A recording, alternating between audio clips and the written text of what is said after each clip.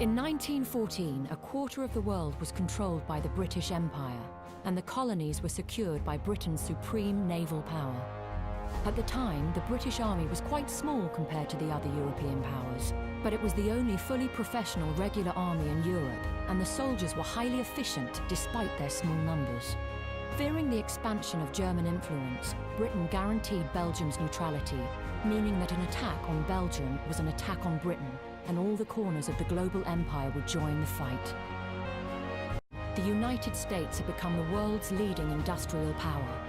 Though they remained neutral for the first few years of the war, American industry and finance played a major role.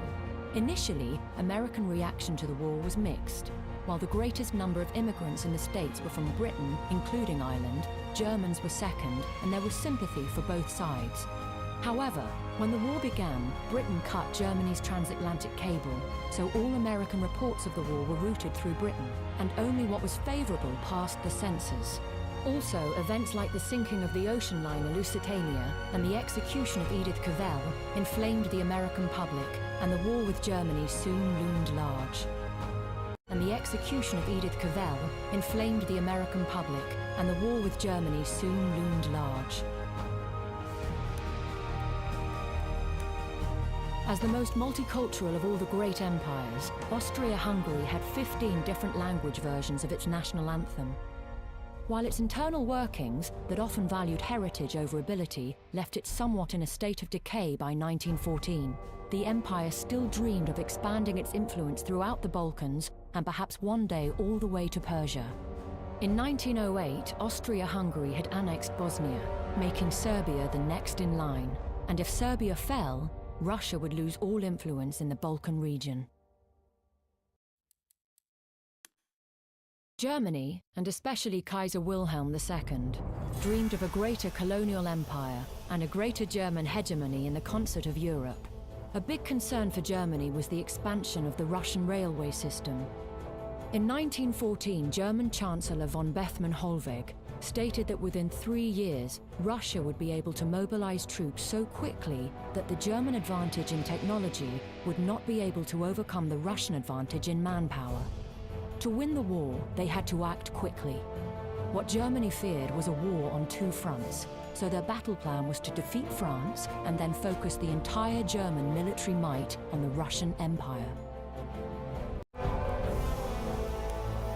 Italy had been an ally of Germany and Austria-Hungary before the war, but when it broke out in 1914, they claimed that the alliance was only a defensive one, and Italy had no obligation to join an offensive war. However, 1 year later, Italy joined the war siding with the Allies, hoping to reclaim lost Italian lands that were now part of the Austro-Hungarian Empire. The Italian front was characterized by mountains.